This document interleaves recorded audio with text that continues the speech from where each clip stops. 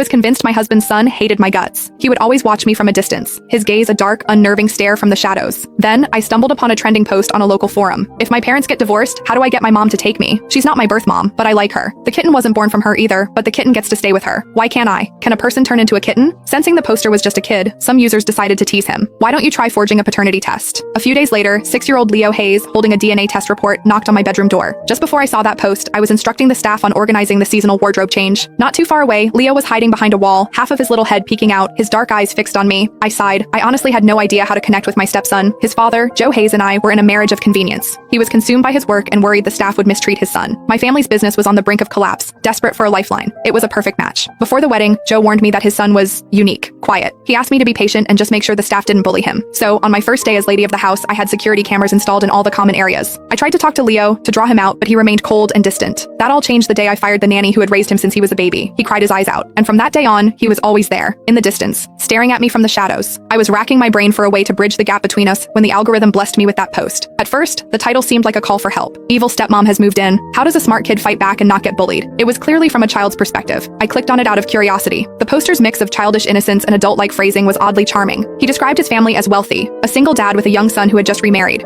But the more I read, the more a strange feeling crept over me. The details were uncannily similar to my own situation with Leo. The only difference was the poster's reaction. Take the nanny incident, for example. The poster wrote, "Battle report. That woman fired the nanny who's taken care of me my whole life." I cried. The comments exploded. WTF, I thought this was a joke post, but this is a real evil stepmom. It's only been a few days and she already got rid of his childhood nanny. Dude, slow down. But a lifelong nanny? This kid is definitely rich. The new wife is probably a gold digger. She'll have her own kid, push this one out, and turn him into a useless brat to secure the inheritance. Poster, you're in danger. I've got a whole library of novels about evil stepmom schemes. Want me to send you some for research? Poor baby, you must be so heartbroken right now. The poster replied, "I'm not heartbroken. I cried because I was so happy. That horrible nanny is finally gone. She never let me dress myself. She even insisted on spoon-feeding me, going on about how I was a precious little prince born to be pampered. Before that woman arrived, the nanny kept bad-mouthing her and telling me how much better her own niece was, how she'd be a much better fit to take care of me. It was so annoying. I told her to stop, but she never listened, so I gave up. I'm so glad that woman got rid of her." Someone asked why he didn't just tell his dad. The poster, "Dad is really busy. I don't want to be a burden. I have to be considerate." Reading that, my heart ached a little. The other users were flooded with sympathy. Then, one user commented, "This sounds a bit off. Is it possible the stepmom saw what was happening and fired the nanny to help you? So the stepmom is actually a good person? Let's not get ahead of ourselves. It could have been a villainous plot that backfired and accidentally did some good." The poster, "I don't know if she's a good person. She makes me dress and feed myself now. She doesn't even care that I'm a picky eater. My old nanny would always force me to eat my celery. Today she just watched me pick it out and didn't say a word." A user replied, "You're too innocent, kid. This is probably a classic move to make you weak and dependent. I have an idea. A test to see if your stepmom is truly good. You seem smart and articulate for your age, so here's the plan. If